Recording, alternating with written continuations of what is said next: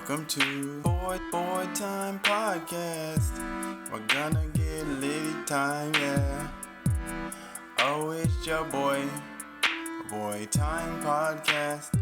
Coming in with the slam dunk of a theme song. Hi ho ho, it's me, Stanley Kubrick, back at it again with a new episode of the Boy Time Podcast. And as always, I'm joined by Babby. Paul's not here. I don't remember if he was here last time. I don't think he was. I don't think he was. Yeah. Sounds like for the foreseeable future, Paul won't be on here. He said at least 2 to 3 weeks, maybe more. Medical stuff has been spiking again, so he's just tired all the time. So can't quite get on here very regularly, but that's okay. We'll power on without him. Hopefully he'll be back on soon enough. But fine. We had a pretty slow week, I would say, for the most part. And then today happened, and just a bunch of stuff got announced. I don't know what happened today, but I'm glad. Timing is finally good for once. I know. I was so happy. I'm like, man, this is going to be a 30-minute episode. But then a lot of stuff got announced, and a lot of stuff that we'll probably talk about.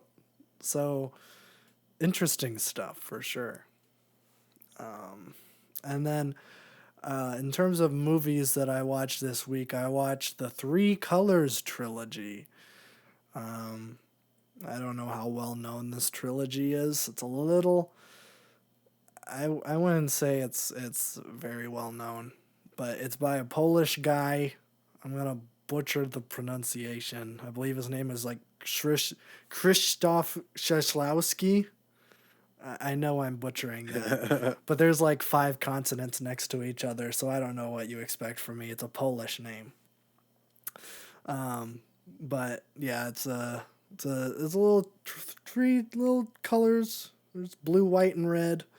You should watch them in that order if you don't listen to the rest of the podcast and you eventually happen across the trilogy. I watched like 10 minutes of red. Just because I didn't think there was an order. Like, they're all different genres. They aren't really connected. But I was like looking it up as I was watching the first 10 minutes of Red, and then I was like, oh wait, I'm watching the last one first. I probably shouldn't do that. So I'll talk about that briefly. And we do have The Last of Us to talk about. It wasn't a huge episode. They tend to they seem to save their like big emotional, big heavy hitting episodes for the odd numbered ones. Yeah, that's what I said last week. I'm like, every other episode is the big boy. But there are moments in this one that I do kind of want to talk about because they did a few things differently that I was actually a very big fan of. So Real. we'll get into that. But we'll start with gaming first of all. Before today, we had 0 gaming news, and now we have 3 things to talk about. So there we go. Again, well, this might be where the timing is actually hurting us, because PlayStation did announce a new state of play that is going to be on Thursday.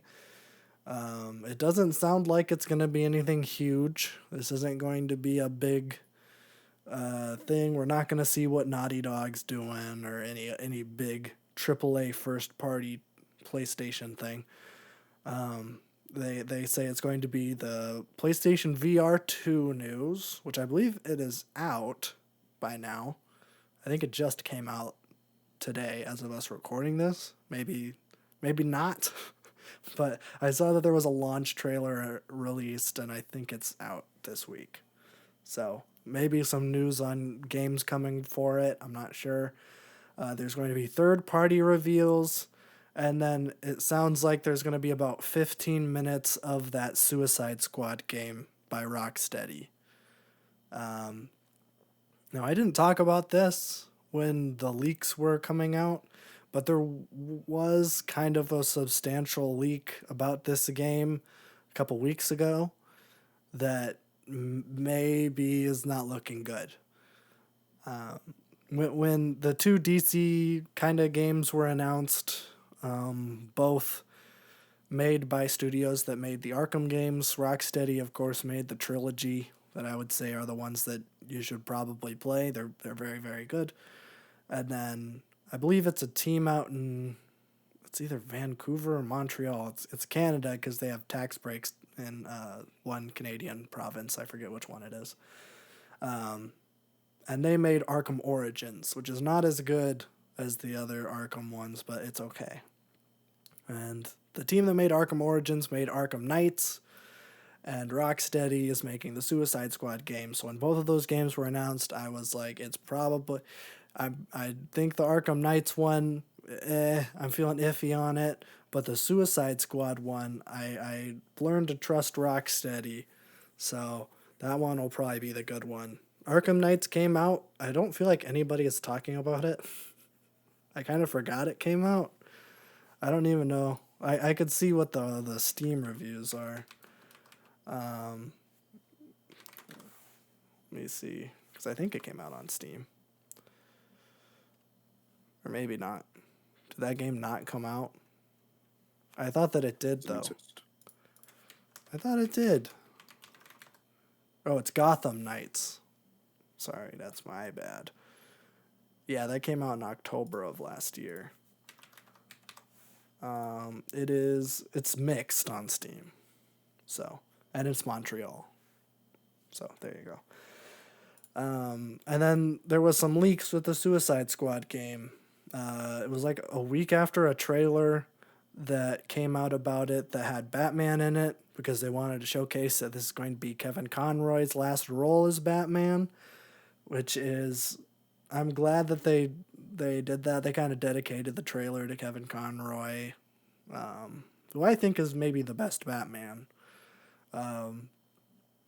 except for maybe Robert Pattinson. I really, really liked his performance in the new one. But, yeah, they did that, and then there were some leaks, and it looks like that this game is going to be a classic live service season pass multiplayer game, which is not what Rocksteady is known for, believe it or not. Like I was kind of hoping for a narrative and just a story that you can play with your friends or by yourself. And it looks like that there's going to be a focus on live service, which means that the game is going to release half finished, and then it maybe will be finished like 2 years later. I don't know. So that's a little disappointing, but I guess we'll see. 15 minutes of gameplay is going to come out on Thursday, so we'll see what happens with that. So there you go. That's it for PlayStation news. Blumhouse. Didn't think I was going to be talking about this in gaming, but there is a movie studio, Blumhouse Studios.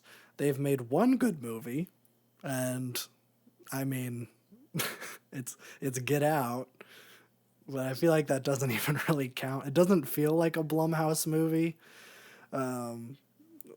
If you think of like the shittiest horror movie that's come out in like the last 2 years. Maybe think of that Five Nights at Freddy's, the Willy's Wonderland thing that with Nick Cage. I'm sure that was a Blumhouse thing. Blumhouse is a studio that greenlights everything. The marvel of horror movies. They really are. They aren't connected. But there was, it's by this guy named Jason Blum, and he's a very prestigious. I don't know about prestigious. He's prolific, is what he is. He is a very prolific producer who produced like Paranormal Activity and Insidious and The Purge, stuff like that. He is known for making these like big ol' horror franchises that have become kind of mainstays. So he formed his own company, and he's just like, I'm going to greenlight everything because, something's got to stick. And one thing did stick, and that's Get Out. But I'm sure I'm going to get some flack for that because I'm sure there's been other good Blumhouse movies. But the vast majority of what they release is like Z tier horror movies, and then every once in a while they will come out with like, oh, that's interesting. Like they released like Black Phone, that one with Ethan Hawke Oh yeah, last year, and I think they yeah. did Megan. I think That seems like they would have done that. yeah. Uh, Let me see. I'm looking at their Wikipedia page right now. They are working on the untitled Five Nights at Freddy's movie, so that's Yeah, gonna be good. let's go. Yeah, I hope they make that into a game. that would they might. Oh, apparently they Bring back produced. the movie game. They might. Uh, Interestingly, they produced Whiplash. Oh, That's not a horror movie. Well, well, kind of. that's kind of yeah. Kind of. That's up to interpretation. Yeah, but yeah. So they've launched a new studio called Blumhouse Games. It's a studio that will produce original horror video games for mobile, PC, and consoles. I have zero faith in this. And then this is someone who doesn't play horror games at all, really. But yeah, I have no faith that they are going to produce anything good here. But who knows? Maybe there will be one Get Out in a sea of trash horror games. I mean, it's likely. They greenlight everything. So something's got to stick. People watch them. People like jump scares, so just put a I think few you of can get those. away with like a trashy fun game more than you could like a trashy fun movie. True. I feel like you could do it. True. I guess Five Nights at Freddy's, like the original one, is just a trashy jump scare factory. Yes. Eventually, they did kind of up the production value a little bit. But the main game is still just But yeah, the main flip game. through cameras and don't go when the funny bear pops out at you Yeah. or something. That actually is the perfect property for Blumhouse to adapt, actually. That is like their entire business model. It's like weird stuff like that. So we'll see. We'll see when the new games get announced from Blumhouse Games.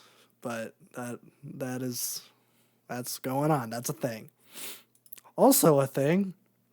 Microsoft made a big announcement today. Ooh. A shocking announcement, I think. Yeah. So I guess for a little bit of context, Microsoft is currently looking to buy Activision because they just want to collect an infinity gauntlet of all of the most controversial companies in the gaming industry, I suppose. Did it with Blizzard. Now they're looking to acquire Activision. But that's been, I guess, a little bit up in the air. I don't think it's completely finalized. Like, I believe there's been some antitrust stuff in the EU that has been kind of messing with it. But I guess they're still acting as if they do own Activision.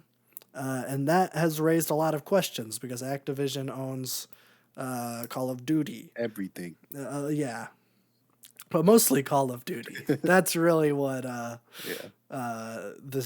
big debate has kind of come down to, because Call of Duty is one of the biggest franchises in gaming, and traditionally, well, I don't want to know about traditionally, but at least recently it's been tied with PlayStation as being not an exclusive, but like you get betas early, stuff like that. Get content early. Yeah.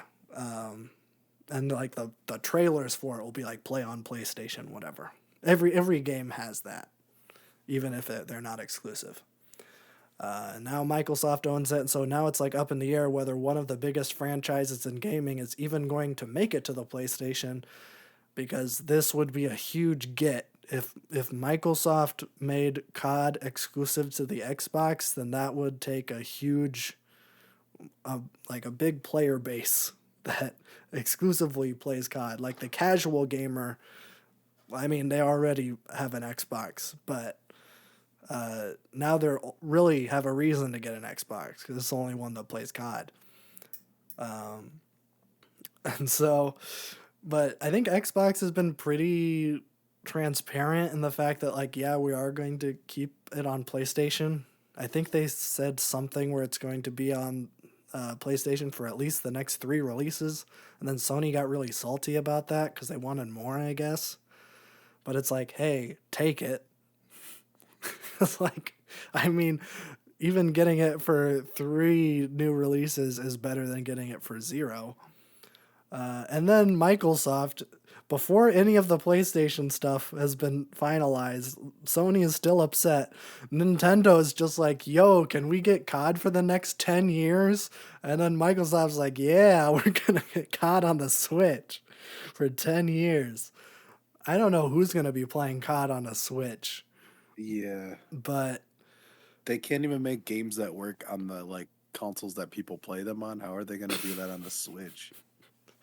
yeah, and I saw something. I think one article I was reading about this said that like Nvidia was kind of teaming up with this to like help stream the game because the game are going to be too big to fit on a Switch. So like all of these Yeah. COD games are going to have to stream, Yeah. and Which is even that's worse. not good. none of those work on the Switch. Well, it doesn't really work in general, but especially doesn't work on a Switch. I remember the ports that I had Call of Duty 4 for the Nintendo DS, and it played Yo. about as well as you thought it would. So I don't know how they're going to do this. They're gonna try their hardest, I guess. So yeah, in a statement, Microsoft was like, yes, it is going to be on the Switch for the next 10 years, same day as they come out on Xbox.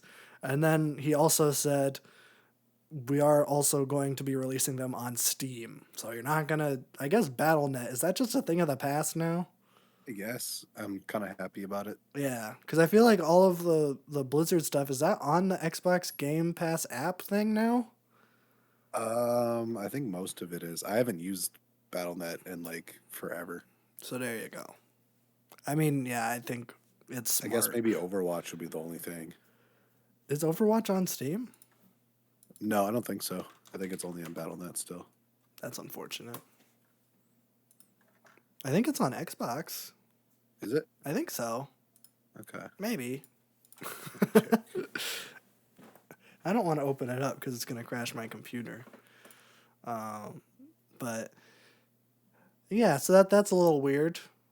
We'll see what Sony says about this. I'm sure they're going to be upset because I'm sure this is the treatment that they wanted. I'm sure they wanted it for 10 years. Which I guess I get. If they thought that this was attainable, then they should have been a little salty. But you know. All right, let's move on to show news, I guess. I don't have a lot of show news, but one thing I am kind of interested in. So Steven Spielberg, hot off of the trails of The Fabelmans, which I would consider to be one of his best movies. It's very, very good. He announced the next thing he's working on, and it's not a adaptation of a Disney movie like he's done a couple times. It's not a big blockbuster. It's going to be a 7-part limited series for HBO Max based on Stanley Kubrick's lost film Napoleon. I am very interested in this now and I think Spielberg's the only person I trust with this because Spielberg already kind of made Kubrick's last movie, AI, and I believe 2001 is when that movie came out. It was a movie that Kubrick was writing, and then he died before he finished it. So then Spielberg and a couple other people helped to finish it, and then he directed it. So he kind of already made the last Kubrick movie, and now he's just doing it again. So, I mean, good. We'll see. We'll see how this goes. I don't know anything about Napoleon. I know about the person Napoleon. I don't know about the Kubrick film Napoleon. We'll see how that turns out, but honestly, I kind of have faith at HBO at this point. I mean, just with The Last of Us. I realize that isn't the entire network, but also like HBO puts out a lot of quality stuff. Everybody and their dad loves The White Lotus, and everybody and their dad also loves Game of Thrones, the House of Dragon show. So I mean, HBO's kind of on a hot streak, at least over the last couple of years of making some really good stuff. I also like Barry and Succession. Those are good shows. So I'm sure this will be good. Anytime we can get a new limited series, I'd say the better, because I love limited series because it's over. Yeah, you're in and you're out. It's all done. There's no cliffhanger that you're going to have to wait a couple years to get. It's just done. It's nice. So we'll see. And then in a little bit of Star Wars news, it looks like the Ahsoka show is coming out in the fall. This is according to Rosario Dawson, who plays Ahsoka in the Ahsoka show. So there you go. If you're excited about that, get pumped. It's only 6 months away, roughly. Also, in a little bit of Star Wars news, it looks like that the next Star Wars celebration is not going to be next year, but it is going to be 2025. I don't know why they take years off sometimes, but they're taking a year off. I think the next one's in a couple of months. It's in Europe, somewhere. It's in Anaheim, Europe, I would say, if I were to guess. So, there you go. I'm not going, so I don't know. So that's it for the Star Wars news. I guess while we're in show news, we can talk about the Last of Us episode that came out. Yeah, what did you think? Very good. Yeah. I feel like this episode took the most liberties that we've seen so far. Yes. But I think they all paid off pretty well. Mm-hmm. Yeah, I liked the Native American couple at the very beginning. Yeah, they were They pretty sick. they should have just been in Jackson, because I would have loved. Yeah, Their I dynamic love how was great. like in the game, like Joel like breaks someone's knee in half to like get the map location down, and then in the show he's just like talking to this nice old couple. Yeah, I mean, it's still a hostage situation, but it's not nearly as like. the lady's just super chill. Yeah. Yeah, yeah, I really liked that. I thought it was interesting, a little foreshadowing, but Dina's in it just very, very briefly. I thought that was nice. I'm glad that they included her. Because there's a line in Last of Us 2 that I think that is referencing this moment.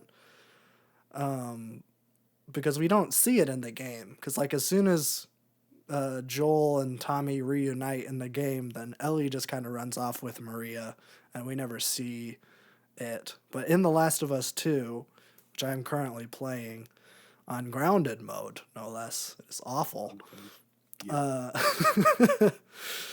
You can't even see your health. You just have to guess. That's awesome. And you can't see how much ammo you have. You just have to guess. Yeah. It's pretty rough. But there's a line in the game where she's like, "Yeah, I wasn't used to seeing that much food in Jackson. Like I ate a whole bunch and then I like hid some away." And then Dina's like, "Yeah, I saw that. Like, you were so weird, an outsider, like you never showed up like that." And like it was nice to see that moment in the show, because we never saw that in the game. Yeah. It was nice to get that little reference to The Last of Us 2. Also nice to see Dina before she gets pregnant. I wish we could have seen Eugene, because Eugene's my favorite. Yeah. I like Eugene. Real. I can't wait to see him alive. True. I forgot for like a You get to see second. everybody alive for a little bit. That's true. For a little bit. I like while I was playing The Last of Us 2, I like thought for a second. I'm like, wait, Oh wait, like when they're back at the farmhouse, like does Eugene ever like just show up and visit? Because that's like his kid. And then I was like, oh wait, never mind, I forgot, and now I'm sad. Wah, wah. Um, but yeah, I was a really big fan of the Tommy and Joel conversation, a little heart to heart they had during the movie that Ellie was watching. I don't I don't know. Did they ever show what movie it was? I couldn't tell if it was a real thing. They showed it for a little bit, but I didn't recognize it. That's Okay. not saying much, but Yeah, I don't remember. Uh, I wish I could be like, it is this movie, and that has like whatever. It makes sense because blah, blah, blah, I don't remember. But yeah, while all that was going on, like Joel and Tommy like are in like a side room, and in the game, Joel just kind of like shoves Ellie on Tommy and is like, "Well, you know the place better than I do." He doesn't really get into like why he doesn't really want to, but I mean, like Joel in the game keeps everything very close to his chest. I would say like throughout the entire thing, while he is alive, I don't think I've ever seen Joel emotional. yeah. It may be when he's singing the song in the beginning of The Last of Us 2, but that's pushing Yeah, it. but like in the whole first game, like there's very little. He is very much the video game character who just kills things and then has seems to have no remorse because Yes. he's a video game character. But in the show, they're bringing it up a lot sooner, which is good. And I've been you know, not that every single thing needs to have a panic attack in it, but I do I like that the show is taking at least a second to just show that these things are affecting him. Because in real life it would. I don't think anybody could do the things that Joel does in the game and just be fine. Not that Joel is fine, but in Last of Us 2, the little snippets we get of him post Last of Us 1, he seems like just a decent guy. I don't think that would necessarily be the case. I think he would definitely have some PTSD stuff going on. Actually, probably everyone would, but it's nice that we're getting that a little bit. And like there's been moments through the show where like Joel isn't perfect, and he's been addressing that. That was the crux of his kind of conversation he had with Tommy. He was saying how he felt so inadequate. Like it's not because Tommy knows the area better and he knows where he's going. It's like, I'm afraid that if I go and I take Ellie to this place, then like she's gonna die and I'm just gonna freeze. I don't know, you know. That was kind of his argument. And it's like, I kind of get it. Like, I don't know. It's tough. This is a tough one to kind of really analyze, just because it kind of speaks for itself. But it's really good. Like it's definitely some of the best acting in the show is Pedro Pascal kind of breaking down in this moment. And I mean, everybody Tommy, does great, but he kind of carries this series. yeah, yeah.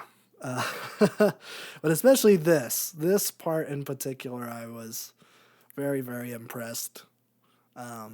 Especially because I didn't really know Pedro Pascal had this in him. He's in Game of Thrones for like 2 episodes, and then he's in Mandalorian, but he just has a helmet on all the time. So I don't know. I don't know if he's acting in there.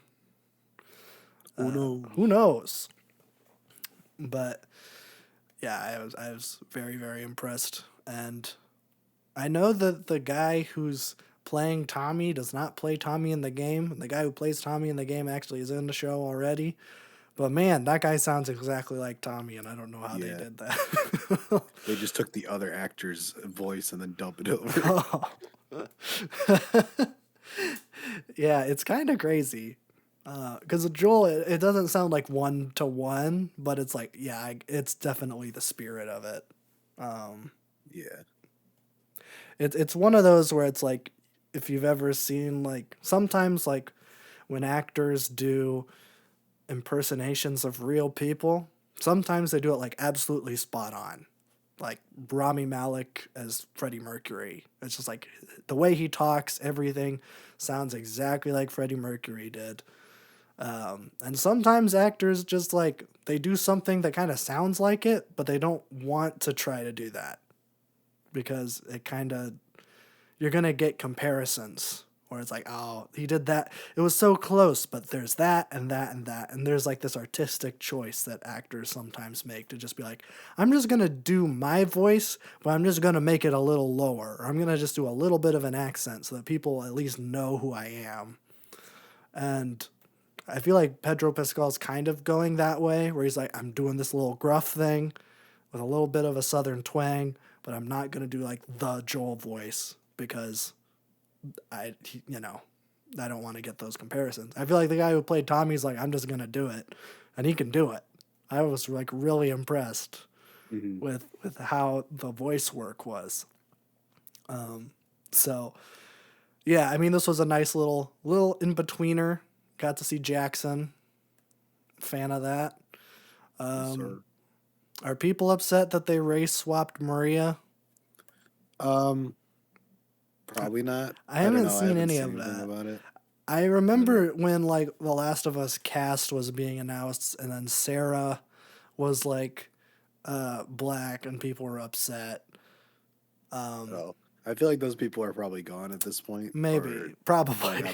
they probably don't have as big of a voice since this is a TV show and not a video game. True. So people that watch TV shows usually go outside. That I is would think. true. But And those people are gone after the Bill episode. yeah, exactly. if this is the straw, like, yeah, I mean, or the communism of it. Yeah, I was a little like, okay. I mean, I'm glad they portrayed it in like actually like, yeah, that is how it works. I'm glad they actually did a basis or amount of research to be like, okay, that is how that would work. It's an anarcho-communist commune, Yeah. but it still works. I mean, It- Joel didn't know what he was talking about, but I don't expect Joel to know what he was talking about. Yeah, that's Because, what was funny, was like yeah. Tommy didn't know.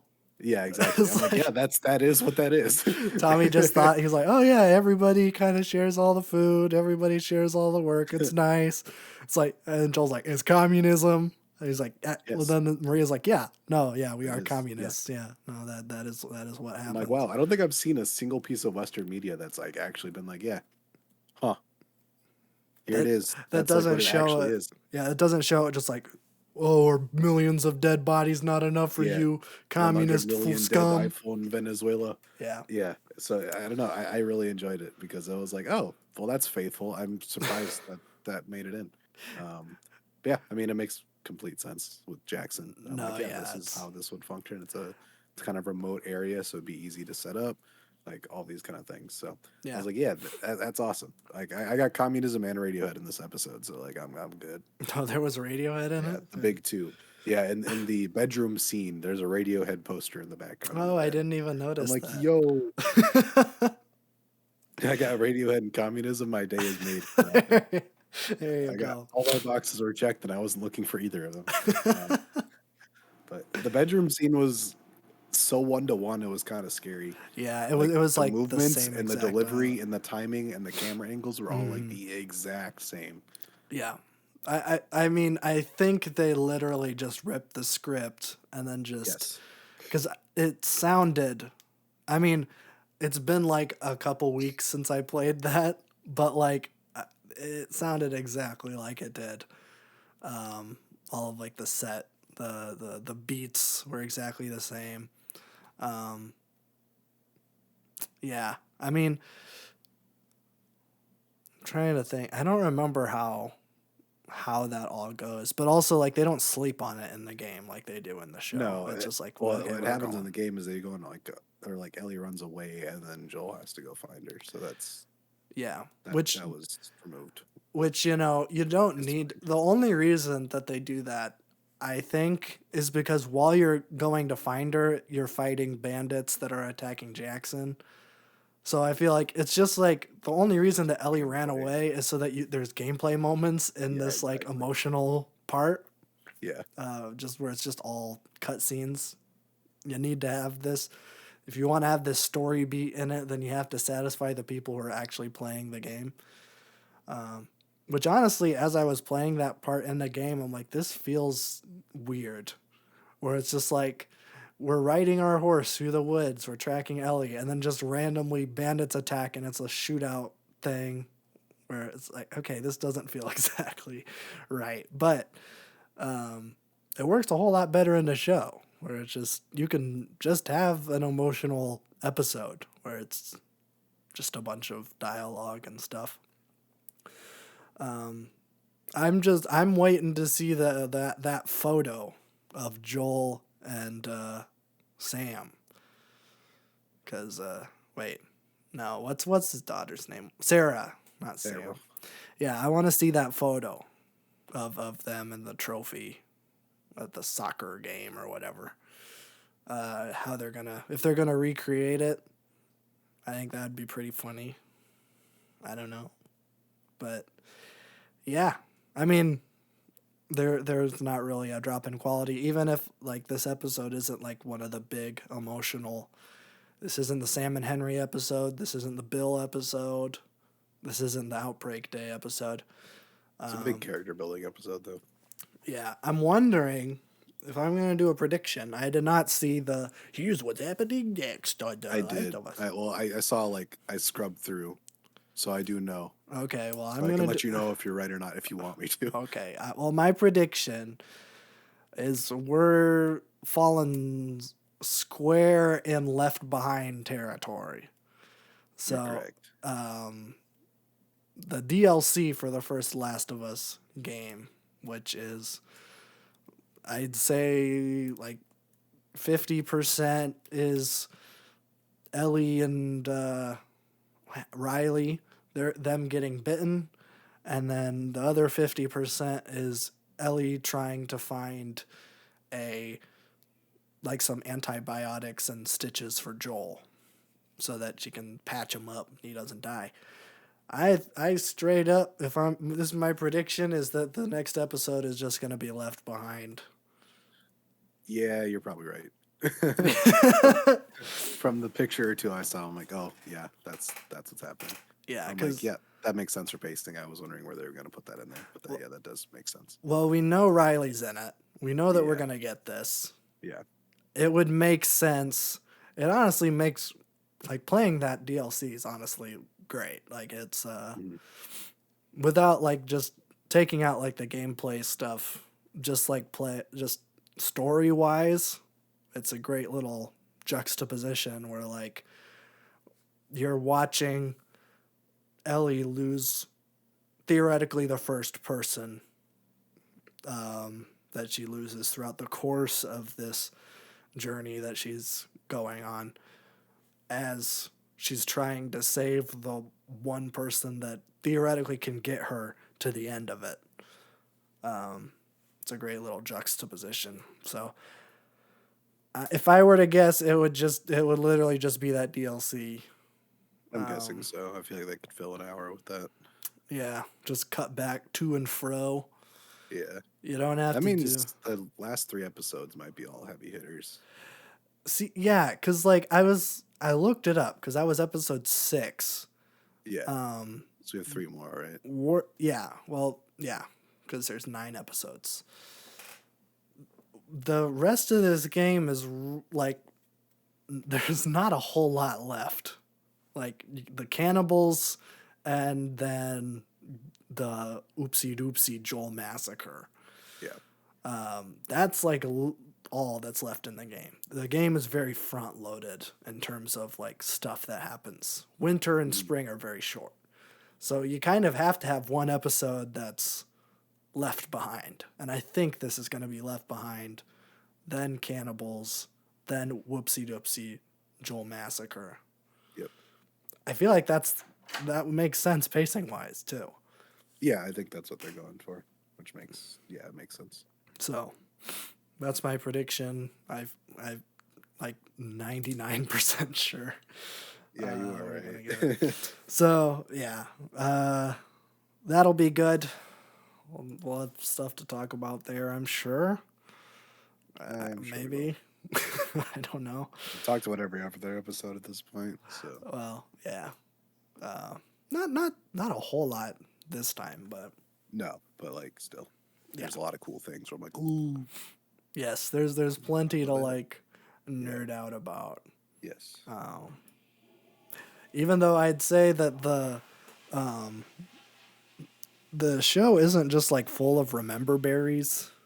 no, Like I feel, and maybe this is more of a thing in movies where it's like we're making a new Ghostbusters, so we're gonna put a bunch of things where it's like, oh, remember the proton pack, remember the Ecto One, remember the little crunch bar that Bill Murray gave the Harold Ramis in like one throwaway line. Where it's like you're not really gonna get that in an adaptation of a TV show.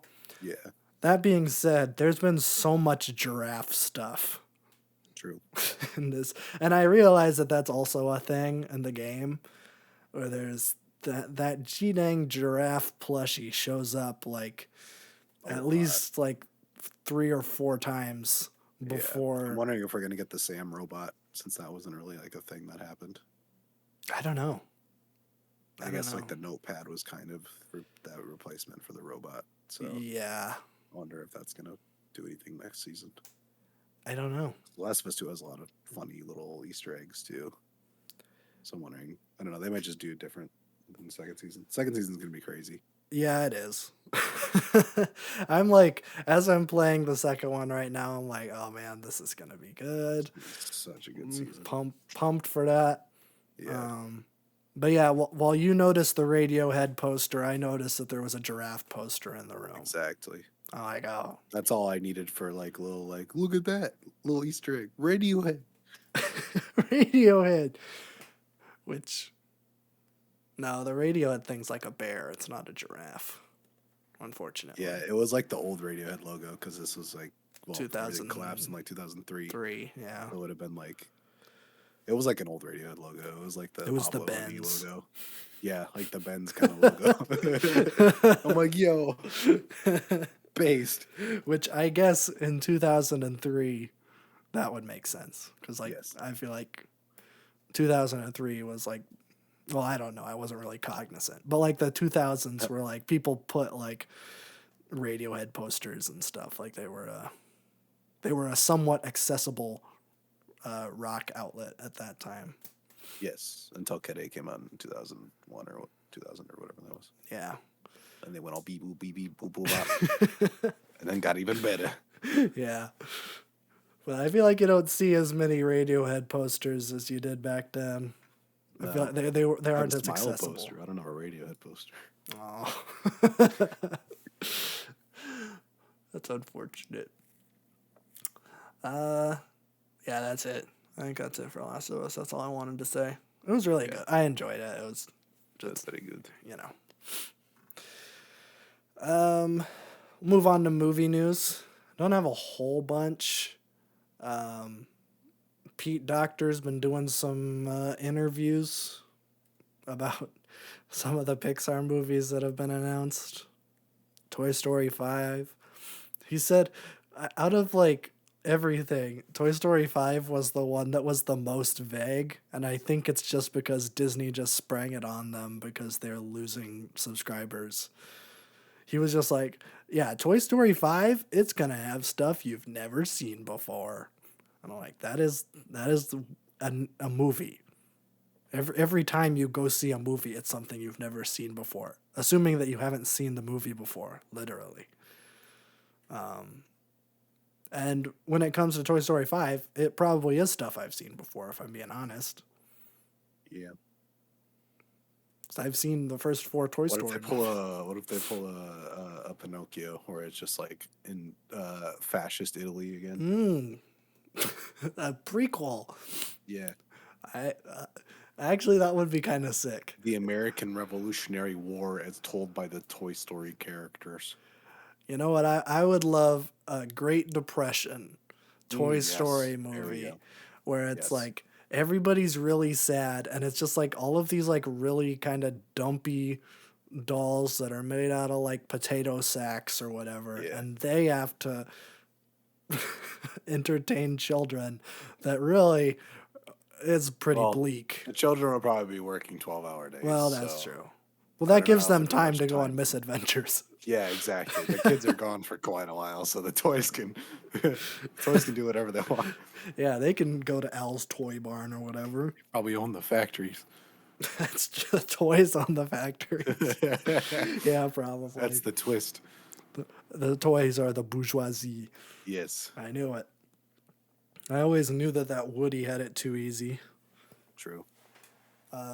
Yeah, I also saw that he said something about Lightyear, and he was like, "Yeah, I think we missed the mark on that because people, when they saw it, they assumed it was gonna be a Toy Story movie and not a sci-fi epic." And I'm like, "Yeah, that's what you get when you market it as a Toy Story Yeah. spinoff. If you want to do a sci-fi epic, do a sci-fi epic." That's what I would recommend to anyone. Don't make him look like just like the most basic white dude, like video game character ever. Yeah. Too. That might help.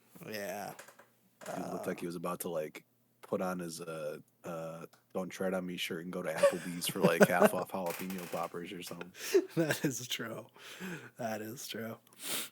Yeah, I don't know how much of I'm sure that I don't know. It's hard to say. But if I were to guess, I would assume that someone had an idea for a sci-fi epic at Pixar, and then Disney was like, "Oh, hey, we can make that marketable." 2001: A Space Odyssey, but it's just Buzz Lightyear instead. Yeah, that's what you want. Yeah. Actually, from what I Interstellar, but it's Buzz and Woody. that's what I was gonna say. But Lightyear is more like Interstellar, because I think the crux of Lightyear is that he goes on a space mission, and then like the gay kiss, that part of the movie, the half second that the happened. half second that took up, yes. That chick is like one of his like best friends. Then he goes on this space mission. It alters time, and he comes back, and then like he's friends with like her granddaughter or something, which is pretty similar to like Interstellar's thing of like going on this mission and it altering time because you're close to like a black hole or whatever. Yeah. It does kind of seem like Interstellar, but Buzz Lightyear, which is the weirdest premise for a movie. Honestly, it might have been interesting if it was not Buzz Lightyear. I think it just kind of threw people off. I mean, I haven't seen it. I'm not going to see it. But I don't know. But he did say something about Inside Out too, which I guess is something that he can kind of talk about because he made the first one. He said it's going to be a bit more truthful and broaden the scope. Again, he's being real vague here. I don't know why he was in this interview if he's just like, yeah, we're going to be changing it up in this movie. He said, it's got a real great heart to it, a really great core that is central to some of these new emotions showing up. Which I feel like we knew already. I feel like we knew that this was going to be some new emotions stuff. I think this is like Riley when she's hitting puberty. So like there's new emotions showing up. Are they going It's gonna be to... awful. Yeah, I know. Also, Pete Docter's not involved. Yeah. Yeah. So yeah, it's not gonna be good. It's going to be the Finding Dory of Inside Out, which, yeah. I think I've gone on record before as saying Pete Docter is maybe the best creator out of Pixar. I would say period. I know, what's his name? The guy who made The Incredible. It's like Andy. I want to say it's Andy Bird. It might be Andy Bird. It's not. That's the CEO of Pearson Education. Okay. Same thing. Same guy. Brad Bird. That's it. He made like The Incredibles and Ratatouille and stuff. So don't get me wrong. He definitely makes some good stuff. But Pete Docter, his Pixar movies are, I feel like they're always really, really transformative in a way that other Pixar movies aren't. And it always seems like he's trying to tackle actual themes that kids may actually have questions about. Where it's like, I'm going to try to use like an actual example that I'm trying to think of a modern Pixar movie that maybe missed the mark a little bit. I'm going to say Onward. It tried to tackle the same theme that Up did, but I'm just going to say it's not as well. Because I say Onward, the main thing is grief and finding a purpose after a loved one dies, which is exactly the same theme as Up. But you know, it's a concept that like artsy, like little art house movies talk about, where it's like, I am sad. Literally 3 Colors Blue, which I'm going to be talking about very shortly, talks about the same thing. But he like takes these really heady concepts and makes them accessible to kids, which I think is very, very valuable. It's a very noble thing to try to do, because I feel like kids movies, a lot of creators in the kids space will dumb down movies because they don't think that kids can handle it, or at least parents don't think that kids can handle it. It seems like parents these days just want colors and lights to distract their children for an hour, couple hours, instead of actually instilling some sort of message. And Pete Docter has spent at least the last 3 movies of his career really pushing that envelope, where it's like, Up is about grief and finding purpose. Inside Out is how to manage those emotions up there, something that adults haven't really figured out. And Soul is about the meaning of life. All 3 of those, And music. and music. Well, that's true, but I feel like that's just kind of like a little vehicle for these kind of serious questions. I guess Up is about a house with balloons on it, but it's about more than that. But yeah, I've always really, really appreciated that about Pete Docter.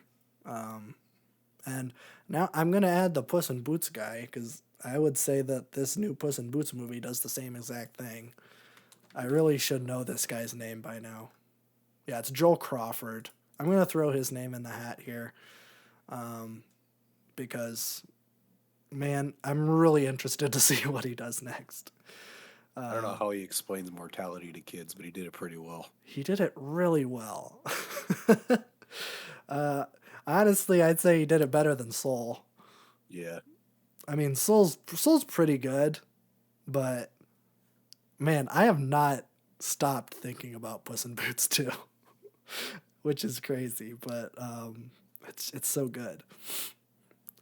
But yeah, so I guess Inside Out 2 is a thing, and Pete Docter is just kind of there. I believe the stories supervisor from Onward is making Inside Out 2. So, or they're the director. I believe the writer from the first Inside Out is going to be writing the second one, and the script supervisor is going to be coming back, or story supervisor or something. But yeah, Pete Docter is not going to be the man at the helm, which is a little disappointing. I would say the only person I'd trust with a Pete Docter spinoff is Pete Docter, which has not been the case with the Up show or Inside Out 2. Or the Soul spinoff, but I haven't seen that. There's like little things about the was it 42? Is that the little spirit's name? The little edgy one? I don't remember. It's some number. But they have a little Disney Plus show about their little wacky misadventures. So, yeah, I don't know. I guess we'll see. Now let's talk about 3 Colors. I'm not going to try to pronounce the guy's name again. I'm just going to call him Christoph. even though that's not how you pronounce it at all. I'm Christoph. I'm Christoph. Yeah, so he pulled a little bit of an Arca, or kind of an Arca mixed with Mac Miller, because he was like, I'm gonna go sicko mode, and he released 3 movies in 2 years, and then he retired and died, like right after. So, yeah, these are his last movies, and he knew they were going to be his last movies. So it's interesting. That aspect of it is actually very cool. And from what I can tell, I've not seen any of his other movies. I don't watch a whole bunch of Polish movies, except they're all French. Kind of. Ew. Yeah. It's weird. I don't know how I keep doing this. I keep watching movies that are French but aren't French. Like I just talked about Z, which is an Algerian movie, but it's in French. And this movie, or these Makes movies, are Polish, but they're in French. That makes less sense. Yeah, I don't get it. I think, well, and they're based on French. It's blue, white, and red after the French tricolor. Weird. I believe at some point he must have moved. He must have immigrated to France at some point. Maybe he just really likes France from afar. I doubt it. I don't know how someone would like French from afar. Yeah. Or up close. Or up close. But I tried watching some video essays about this because this trilogy, I am completely lost. Like this went completely over my head. Yeah, it's kind of like the Cornetto trilogy in that none of the stories are really connected, but then the last like 5 minutes of Red connects the movies. So I would say you don't necessarily have to watch them in order, blue, white, and red. You can maybe do white, blue, and red, but red has to be last, I guess. But the ending isn't like, when I was watching, like looking it up before I was watching the movies, people really seem to like hammer home that the ending of Red is going to significantly change your view of how you view the other movies. I can't think of a single thing that maybe does that. But I haven't seen anybody try to pull this off. So, yeah, I'll kind of briefly go over all 3 movies because they're all very, very different. But Blue, also they're all based on, or each one is based on a different tenet of the French Revolution, supposedly. He denied it when he was alive for a very brief moment after these movies were released, but also he kind of did confirm it. It's a little up in the air whether or not that this is based on the French Revolution. But the first one is Liberty. What are they? It's Liberty, and then there's Fraternity. What's the last one? French Revolution. Which one? There's Liberty and Fraternity, Equality. That's it. Yeah. So blue is Liberty, white is Equality, and red is Fraternity. Actually, that does make a lot of sense. Okay, I don't know what Christoph is talking about because this makes too much sense. Liberty, blue, it's about a nice couple and a young child are going on a fun road trip, and then whoops, car accident. The husband and child are murdered. Well, not murdered. They just die. It wasn't foul play. They just died. Very tragic. So then the rest of the movie is just like the wife just being like, I'm really sad.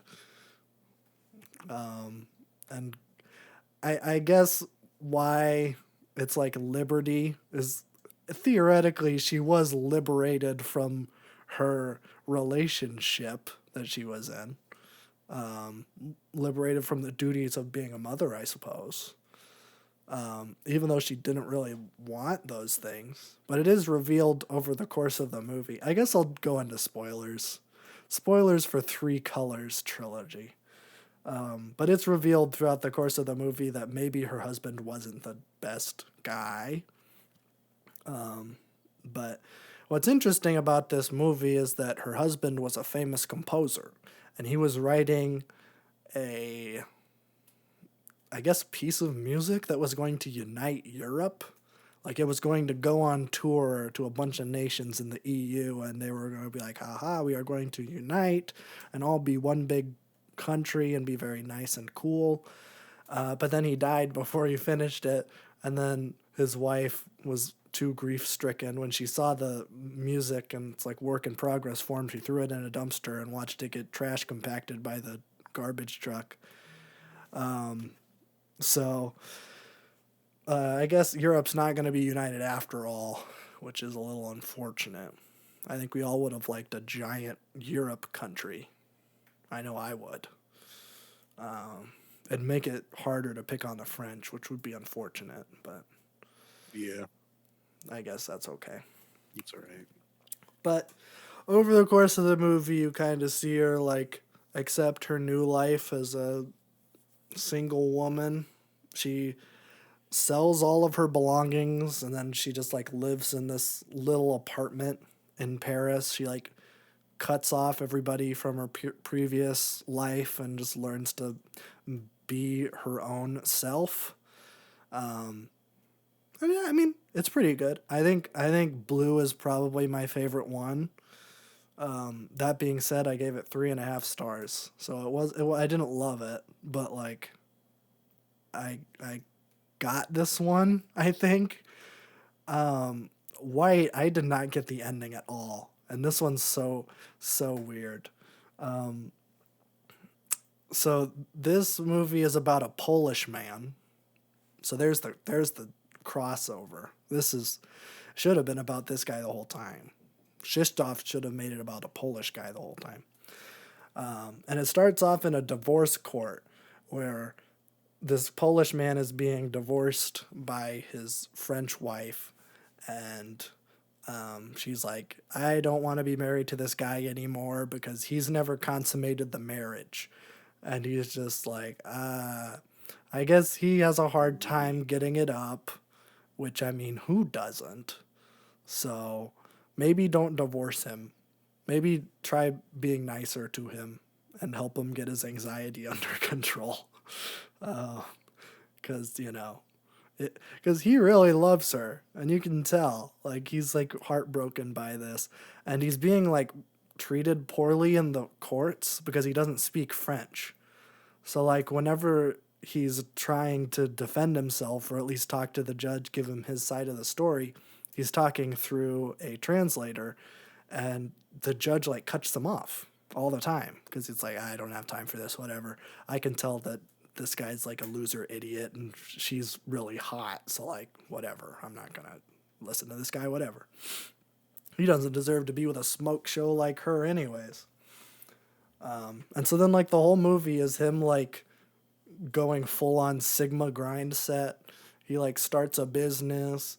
He like joins, well, first of all he joins like a Polish mob, and then he kind of backstabs them, and like he hears that they're going to buy this like land, and so then he like jumps in front and buys the land before them and then sells it back to them for like 10 times the value. It's real Sigma grind set. There you go. That's how you do it. Somehow he doesn't die. I don't know how he doesn't die. They're just like, yeah, this guy's got oomph or whatever. He's got some cojones. So we'll just let him live and let him extort us out of a bunch of money. But then he starts a business, and then he fakes his death, and then he invites his wife to the funeral. But before that, he sends a letter to his lawyer, basically making a will that's like, I'm going to give everything to my ex-wife. Fakes his death, gets his wife to come out to the funeral, and then And then he like shows up in her bedroom after the funeral. She's like crying at the funeral, and he's like, okay, let's have sex. And then they have sex, and she's like, wow, this is super great. This is what I wanted from you, and now you're super rich. But this is a gold digger prank because, oh, you didn't like me when I was a virgin idiot guy who had no money, and now you only want to talk to me when I have a bunch of money. See you later, bitch. I'm gonna get a better honey who likes me for me, I guess.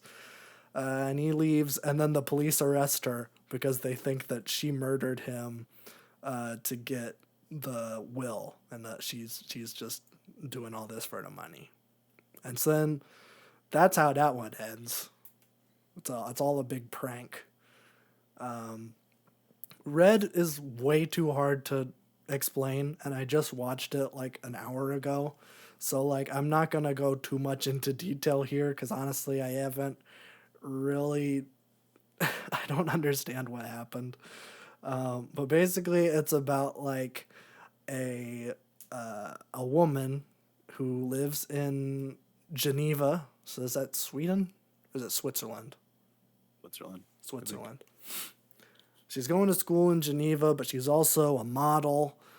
And she takes like ballet classes. She does recitals for that. So she's a very beautiful woman. And as she's driving home from a photo shoot that she's doing for a gum company, she runs over a dog. Whoops, oopsie doopsie, I accidentally ran over a dog.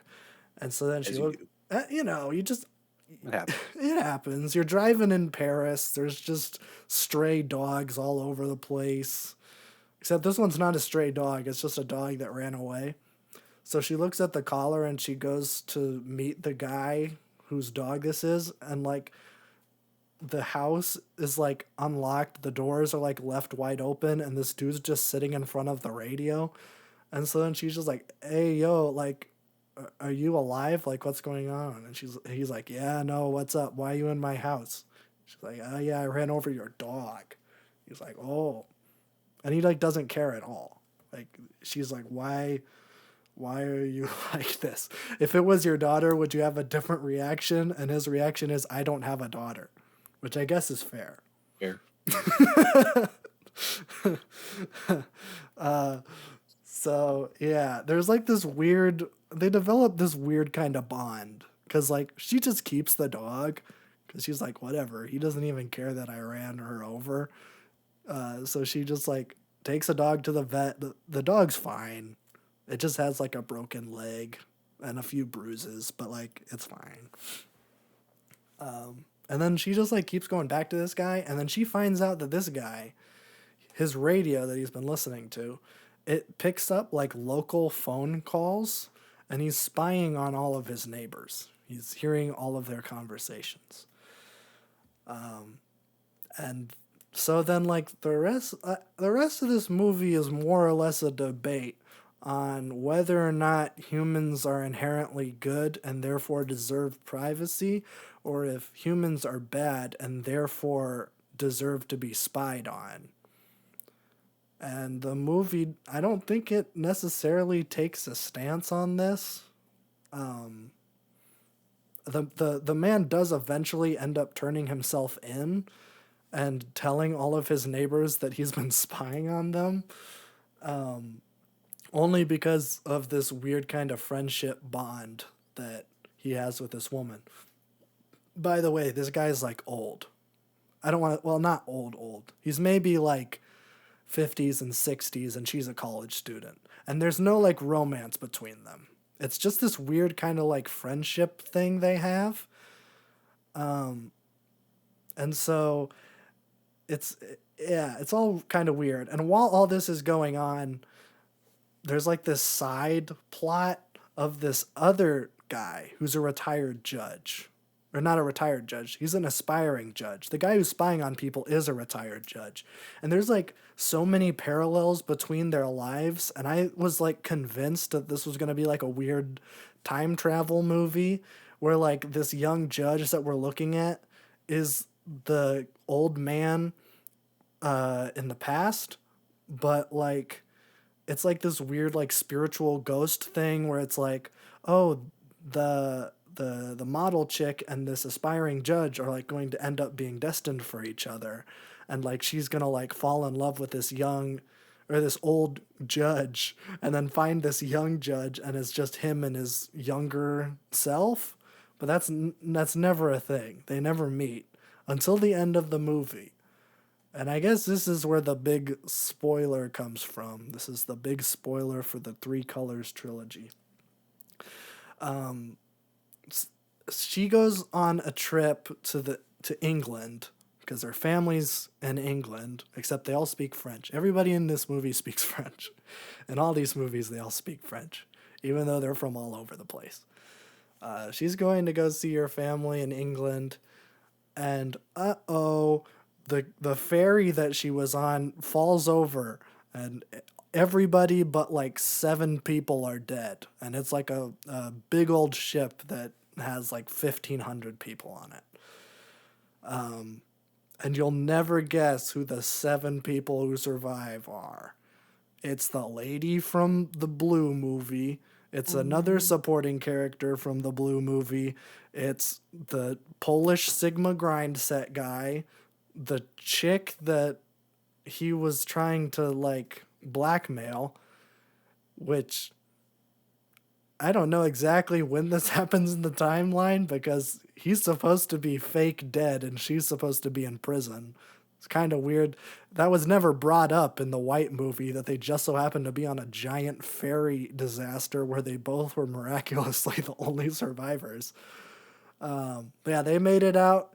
And then the young judge and the model made it out. And there's like a 7th guy who like, I don't remember him from any of the movies, but maybe I'm just stupid. So that's the big twist. The big twist is that all of these people who more or less have nothing to do with each other were all in a big ferry disaster and they all survived. They're all the only survivors. What does that say? I have no idea. I'm stupid. And I hate artsy shit like this. So, yeah, I don't know. It was fine. These movies are very highly regarded. Krzysztof Kieślowski is regarded as one of the best Polish filmmakers of all time. Maybe one of the best European filmmakers of all time. But ooh boy, I am just way too stupid for this movie. These movies, I suppose. And I was lost. Like about halfway through each of the movies, I'm like, wait, what? Why? What is this? And maybe there's a language barrier. I always have to acknowledge that whenever I watch a foreign movie that I don't understand. But also, I get Old Boy. I get a lot of the Korean movies that I watch. I don't know what it is about Korean movies. They get it. South Korean culture is very similar to U.S. culture too, so it That's doesn't seem true. too- That is true. But also, I don't feel like there's a huge difference between West Europe and the US. Well, the issue is like Europe is so incredibly old True. that like especially if it's a historical like retelling or like deals with any history of any of these countries, they're so old. Yeah. That is true. It's like South Korea, at least like modern South Korea, was literally built up with U.S. In the like, 50s. backing. Yeah, so Yeah. it's very recent, so we are able to latch on to cultural things. That is true. That is true. And I liked Amelie. I saw somewhere someone said that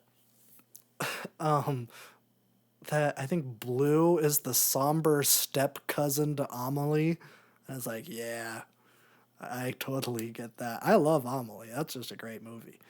That's maybe one of the only French movies I like. I don't know what it is about French movies. I tend not to get it. Or they tend to be very visually striking, and they tend to deal with emotion and romanticism.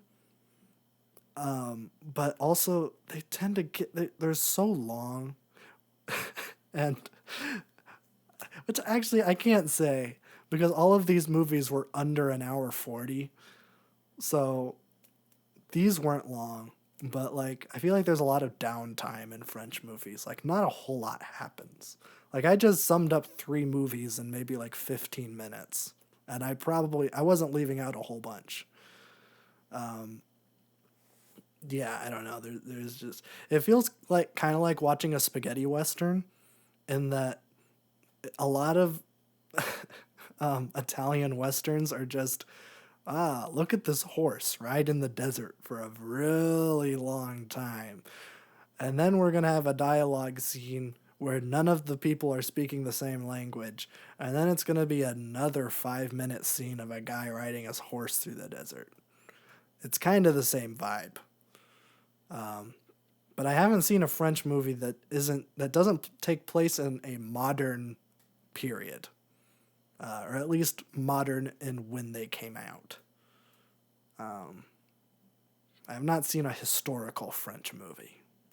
Maybe they exist. I'm sure they exist. I'm sure they probably do. French cinema, there's a very big French cinema scene over Yeah. there. So I'm sure it exists. I just have not seen them. But at this point, I have seen at least 5 French movies. If you count the French movies by a Polish man as French, then I have seen 5 French movies. And I liked one of them. So it's not a great track record. Actually, I like John Dielman. I like 2 of them. I'm never gonna watch John Dielman again, but I did somewhat like it. So yeah, that's it. I'm not going to watch any more foreign movies for a minute. I'm gonna take a slight detour and watch stupid comedies. So that's what's on my docket. I should have taken the hint. I think I tried to overcorrect a little too hard because I watched Pacific Rim last week and I'm like, this is just stupid Hollywood. I don't like this at all. I'm going to go back to real cinema. And then I watched 3 French movies that I didn't really like. So, yeah. And maybe I just discredited myself as a film critic for not liking these movies, but whatever. I don't care. I think all these require context before you even watch them anyways. Yeah, like when I was watching the like video essays explaining this trilogy, a lot of it was like, well, this is more or less a summation of Kieslowski's entire work. So you should probably see all of his movies before watching Red. It's like, I'm not gonna do that. Are you kidding me? This guy was a super prolific Polish filmmaker throughout like the 60s and 70s and 80s. I'm not gonna go back and watch all of his movies. I will probably end up watching a couple more of his movies because they're also very highly regarded, but not right now. So, yeah, sorry, but that's it.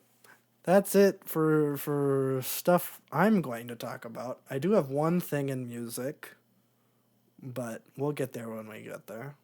I'll switch on over to James. See what happens in music this week. Not a lot. Okay. I didn't listen to anything. Well, new albums technically I didn't listen to. I haven't been listening to a lot of music in general. But, Okay. Skrillex released 2 albums this week.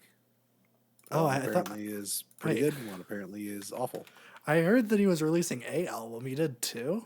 There was 2. Yeah, one came out on the 17th. One came out on the 18th. Oh. The one that came out on the 17th, people are liking. The one that came out the next day, people are not liking it. Oh. So I saw that one of them had Porter Robinson on it. yes, I think the good one has Porter Robinson on it. Oh, good. Because I think the good one is more actual EDM and less like aged dubstep formulaic. Oh, yeah. Sure. Yeah, but I was like, I might listen to them, but I'm not in the mood to listen to Skrillex right now. So I'll get to those when I get to them. Sure. I feel like you have to be in a very specific mood to listen to Skrillex, and I'm not in that mood. Yeah. So this came out this week. What else do we get? The only thing that I was really interested in is Black Country New Road they did a concert film that they released on YouTube. Oh, okay. This is the first time we've gotten not studio quality, but like good quality recordings of the live performances of all the new songs they've been working on. I think they were all pretty much the same track listing and everything than like their live performances early in the year, but now it's like mic'd up correctly. Everything sounds like it's a good live recording of it. It sounds great. I don't know what this is going to turn into, like if this is the album or if they're like this is like their little like live thing that they've just been doing since they obviously can't play their old material in live shows, but they do have to tour in order to make money so they can keep continuing to make music. Yeah. So I don't know what's the deal with this thing, but it is very good. Um, they didn't really skip a beat at all. I mean, it's obviously not going to reach the quality of the last album. That's kind of like impossible to do right now. Um, but I mean, it's still very like the singing from all of them has gotten a lot better. Tyler and Lewis especially have gotten so much better in their vocals. Like I am very impressed, especially with Tyler because I watched some or Lewis. Uh, I mean in the early performances I watched of like the live ones with Lewis is doing it, like it's shaky. You can like tell that he doesn't have a lot of singing experiences. Mm. But now in this one, he's singing. He's got a good range going. Good. So yeah, I think there's like a total of 4 different vocalists. Like not really an album performance, I guess. Um, I think Tyler takes most of the vocals, but like I think May has a couple songs, and then Lewis has a couple songs. Um, Georgia does not sing at all on this performance, which is interesting because like she has the best voice out of the group, in my opinion. But I'm guessing she just wants to differentiate herself from Jockstrap, which she's the lead singer for. Mm-hmm. So that kind of makes sense.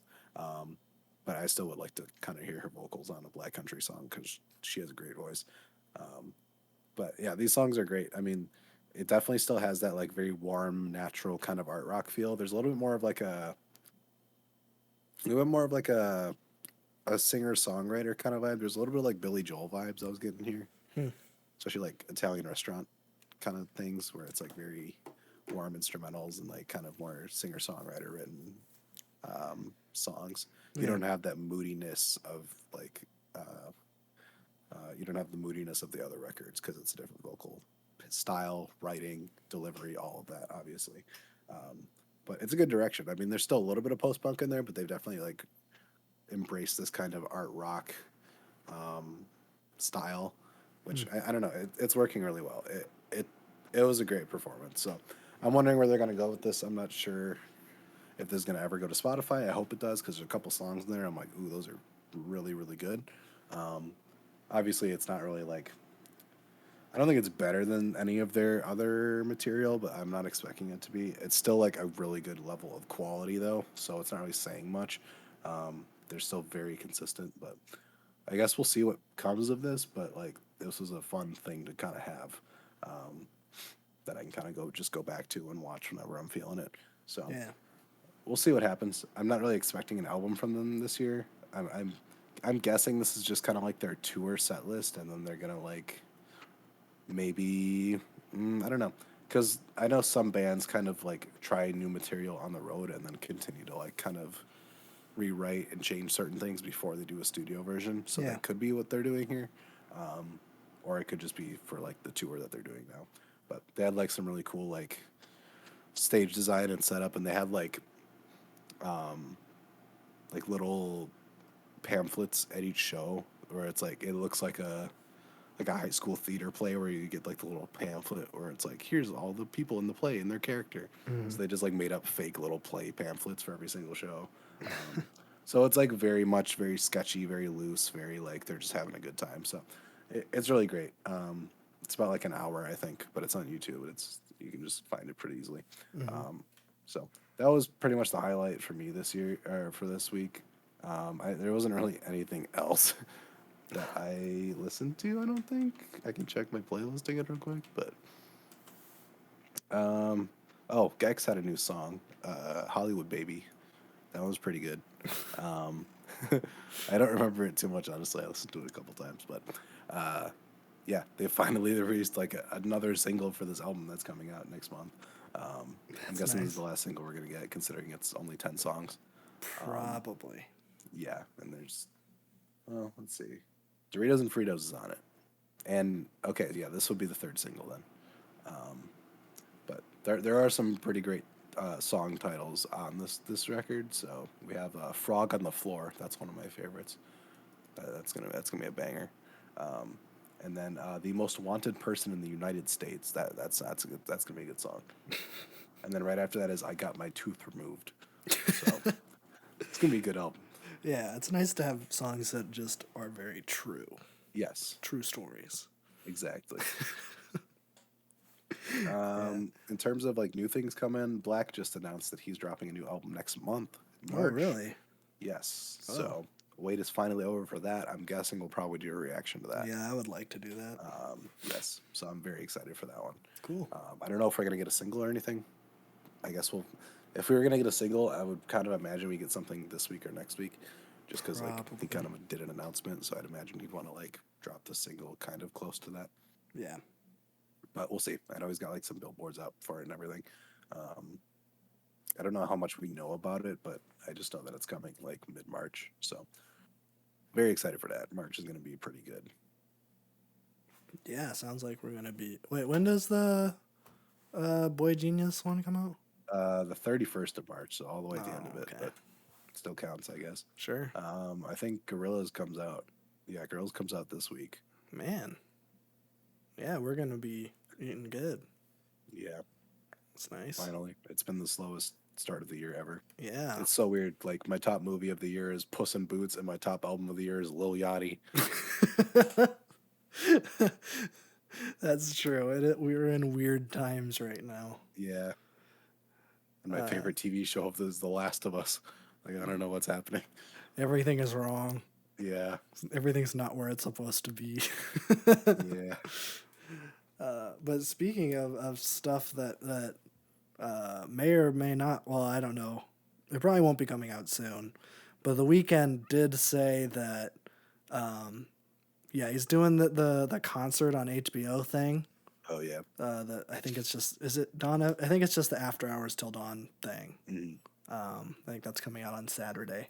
But he said that this is going to be the last bit of Dawn FM content, and then what's coming next is all going to be new stuff. So let's go. I'll be interested to see. I feel like we might get it later this year, honestly, because I feel like there was a 2-year gap kind of between each of them. Because like, Dawn FM was like at the very beginning of last year, and After Hours was like 2020, summer of 2020. Yeah, I mean, it might come out. It's just I don't want to say like it's gonna be coming out soon. No, yeah, I feel like it's probably gonna be like end of the year or early next year. But yeah, that's good to know. I kind of forgot about that. Where I'm like, oh yeah, he has another part of this thing. Yeah, there's that we gotta finish the trilogy, I suppose. Yeah, it's gonna be interesting, whatever it is. I'm pumped. I am so hyped for an album that may or may not be coming out soon. I think like he referenced that he wanted to do more like city pop stuff, like the closer on Dawn FM. So if that's where he's going, I'd love that. Okay, I mean, we'll see. I would like that. I love Dawn FM. Yeah, he's still #1 in the world on Spotify. Really? Yeah, I'm kind of surprised by that too. That is kind of surprising. It's because everyone just loves that Avatar song. Yep. I have not listened to that song. It's fine. Yeah. I don't even think I I'm finished sure it. It's just like, yeah. I think I listened to like the first 2 minutes of it, and I'm like, yep, this is a song that was written for Avatar. Yeah. And that it is completely forgettable. Makes sense. Yep. Most songs made for movies are like that, I think. Yeah, it's overproduced and forgettable. Unless you're like Lil Nas X and went way too hard on a League of Legends song. That's true. I wasn't expecting a King's Dead, but I was expecting a D song. Yeah. And I King's Dead is the exception. Yeah. To the rule here, mostly. Well, I mean, most of the Black Panther soundtrack's pretty cheap. Yeah, in general, yeah. Yeah, I did not go in with those expectations, but I do like The Weeknd, and I was like, well, maybe, but no, not really. Not really. So, yeah, there you go. Is that it for podcast? I think so. Oh, okay, cool. Next week, I honestly don't know what's going to happen next week. I don't think we have anything to look forward to, except there is that PlayStation thing. Yeah. I probably won't cover that in depth. My guess is that not a whole lot's going to come from it, but We'll go over the major groundbreaking historical event that will happen. yep. The third party reveal they talk about is Metal Gear Solid 6. Just out of nowhere, just something weird like that. PlayStation 6. Oh, third party reveal the PlayStation 6. I'm still mad about Call of Duty. PlayStation 6. We're moving forward. The third party reveal is the Switch 2. Yeah. We're partnering directly with Nintendo. Psych. Now we can put Call of Duty on. We're PlayStation merging with still. Nintendo. We're merging with Nintendo. So therefore, it applies to us too. We now hold the entire GDP of Japan in one company. Yeah. Do you think? Nah, I bet if Nintendo was to get acquired by some big gaming thing, my guess is that the Pokemon company would remain separate. Oh yeah, absolutely. Because that's gonna be way too expensive for any one video game thing. Yeah, I don't think anybody could buy that. No. It would have to be Amazon Games. The whole Even then, it'd be like, oh my god, the whole that'd be force the of biggest Jeff thing. Bezos' wallet into one Yeah. purchase. Which, I mean, he did just buy MGM, and he had to fork over a bunch of money to the Broccoli family or whatever so that James Bond could be on Prime and not in theaters. So Yeah, I feel like there'd be regulation to like stop that, but I know that it doesn't work properly. So not, I don't know. I feel like Amazon, as big as it is, doesn't have as big a stake in the entertainment industry, really.